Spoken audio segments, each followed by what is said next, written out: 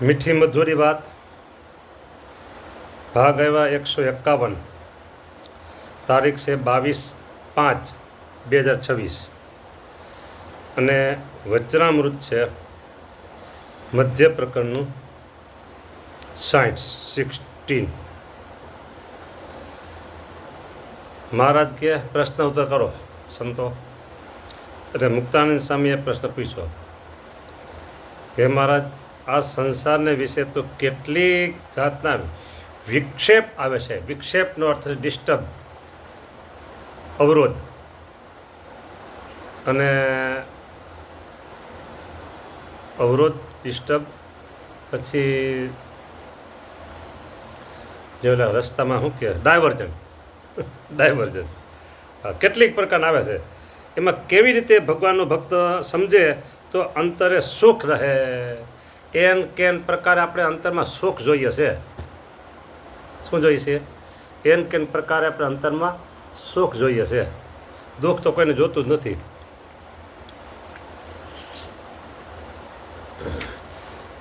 આ વિક્ષેપ આવે તો ભગવાનના ભક્તને સુખ કેમ રહે, મુદ્દો એ છે.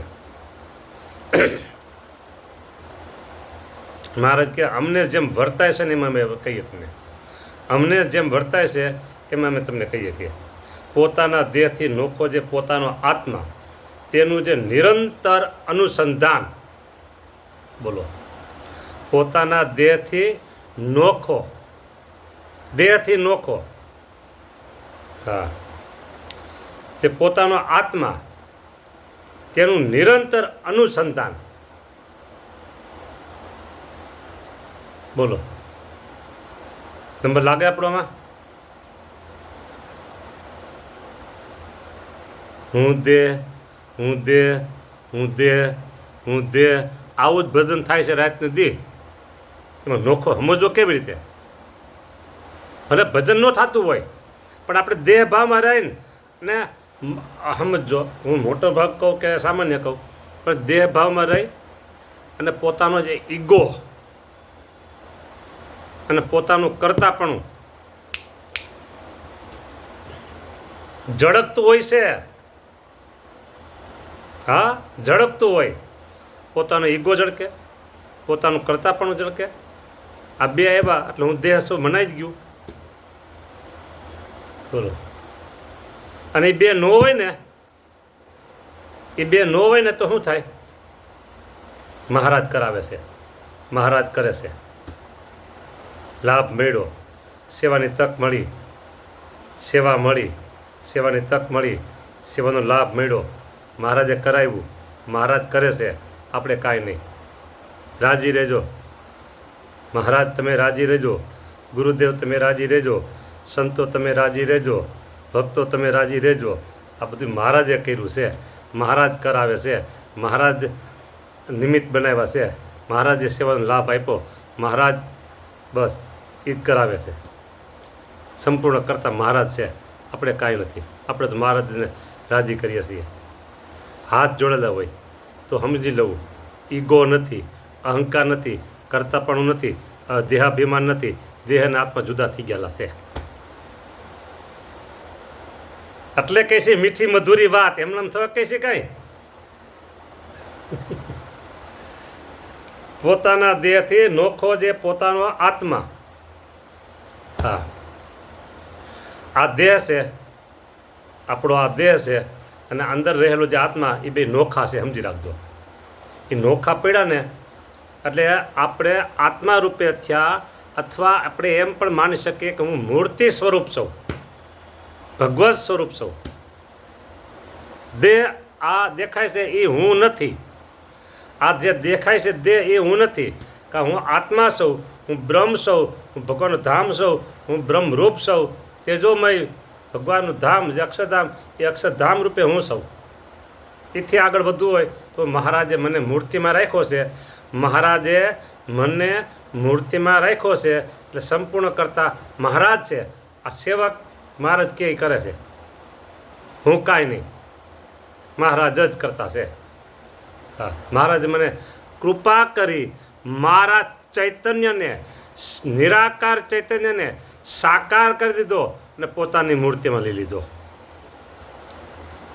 હવે કોણ કરતા થયું બોલો? આપણે તો મહારાજની મૂર્તિમાં રહી ગયા.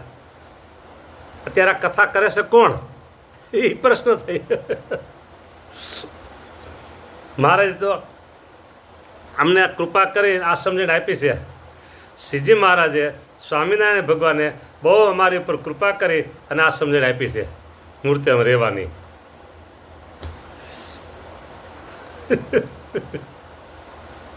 ગજબની વાતો બધું બોલાતું નથી અમુક વસ્તુ.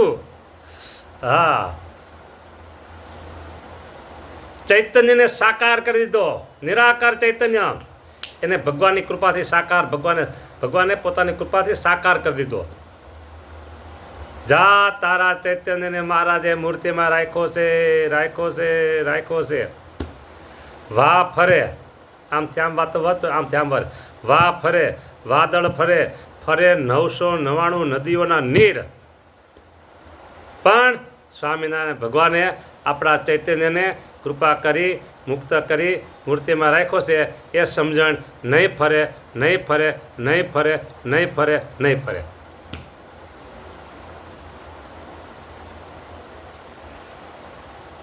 આ સમજણ આપણી ઘરની માંદેલ જ નથી. ગુણાતીતાનંદ સ્વામીની સમજણ છે, ગોપાળાનંદ સ્વામીની સમજણ છે, નિષ્કુળાનંદ સ્વામીની સમજણ છે અને બ્રહ્માનંદ સ્વામીની સમજણ છે. સ્વામિનારાયણ ભગવાનની તો હોય જ. બોલો, એ શંકા થાય આમાં. હા, મૂર્તિમાં રહેવાની શંકા થાય ને. બતાવો. સુંદર શ્યામ આંગળી કેટલી છે અત્યારે કેટલી આંગળી દેખાય છે? સુંદર શ્યામ મનોહર સુરત અને મૂર્તિ બેઉ સમાન. સુંદર શ્યામ મનોહર સુરત, સુરત શહેર નહીં, સુરત શોભાયમાન. સુંદર શ્યામ મનોહર સુરત અને મૂર્તિ બેઉ સમાન. મૂર્તિ બેઉ સમાન. બ્રહ્માનંદ થઈશું રસબત, બ્રહ્માનંદ થઈશું રસબત. દેખંતા ગુલતાન. શંકા મેટી રે. શંકા મટી ગઈ. હતી શંકા. શંકા મેટી રે. હું તો વર અમર વરી, હું તો વર અમર વરી. આજ મેં તો ભેટા રે, આજ મેં તો ભેટા રે. અંક ભર પ્રગટ હરી, અંક ભર પ્રગટ હરી, અંક ભર પ્રગટ હરી. શંકા મટી ગઈ. મૂર્તિમાં રાખ્યા છે. એટલે અહીંયા આ તો વિક્ષેપ ટાળવો હોય તો આ રૂપે વર્તવું. આત્મા રૂપે વર્તો અથવા મૂર્તિ રૂપે વર્તો. આને કહેવાય ઉત્તમ અતિ નિર્વિકલ્પ નિશ્ચય. ઉત્તમ નિર્વિકલ્પ નિશ્ચય એ લોહિયાના 12માં કીધું છે. ઉત્તમ નિર્વિકલ્પ. પણ ઉત્તમ અતિ યા મૂર્તિ રૂપે વર્તો. એ અતિ. હલો, આટલી વાત. એક મુદ્દો થયો પૂરો. શેનો મુદ્દો છે આ? કે વિક્ષેપ આવે છે ભગવાનના ભક્તને તો કેવી રીતે વર્તીએ તો સુખ વર્તે. લ્યો, એ વાત છે. એટલે એક મુદ્દો એ કે આપણે દેહથી નોખા આત્મા રૂપે વર્તો અથવા તો પછી મૂર્તિ રૂપે વર્તો. તમે મને પૂછતા હો કે અમારે શું કરવું, કેમ વર્તવું, તો આ સેવક તમને એમ કહેશે કે તમે મૂર્તિ રૂપે વર્તો. તમારા ચૈતન્યને સ્વામિનારાયણ ભગવાને કૃપા કરી દેહમાંથી કાઢી સાકાર કરી, મુક્ત કરી, સાકાર કરી, મુક્ત કરી અને મૂર્તિમાં રાખ્યો છે. મહારાજે પોતાની મૂર્તિમાં આપણને રાખ્યા છે. હવે મહારાજ ચાલે છે, મહારાજ હાલે છે, મહારાજ જુએ છે, મહારાજ બોલે છે. અત્યારે આ કથા પણ મહારાજ કરે છે. હા, અને કથા સાંભળે છે એ પણ મહારાજ સાંભળે છે.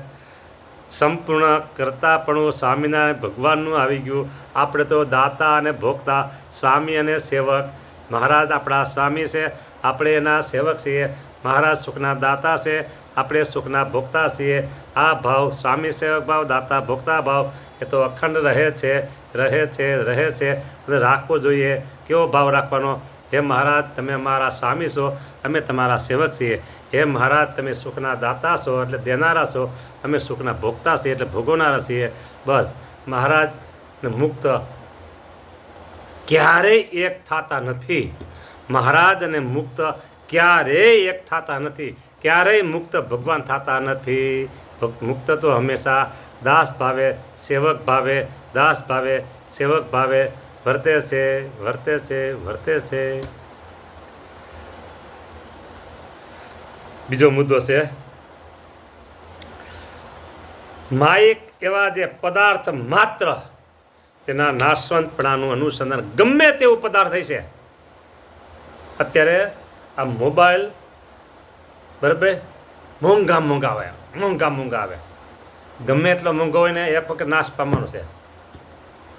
તમે દુનિયામાંથી ટોપ 10 વસ્તુ કોઈ પણ નાની મોટી ટેકનોલોજી ગમે તે હોય, ટોપ 10 એમાંથી ટોપ 1 લાવો, એક વખત એ વસ્તુ નાશ પામવાની છે. જાઓ, હા, બંગલા તમે બનાવો, બંગલા.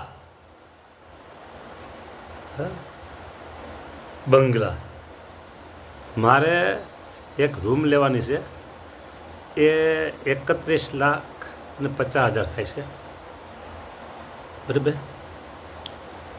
5 લાખ બીજા, સમજો. એટલે આરામથી સારી રીતે 10-15 જણાનો સમાવેશ થઈ જાય ભવિષ્યમાં. સારામાં સારો, બધી સુવિધા, 2 બાથરૂમ, રસોડું, ચોખ્ખું રસોડું, હેઠું રસોડું, 2 રસોડા આવી ગયા. પણ આ તો લાખની ગણતરી. પણ 200, 500 કરોડના બંગલા હોય ને તો એ પણ એક વખત નાશ પામવાના છે. જાઓ,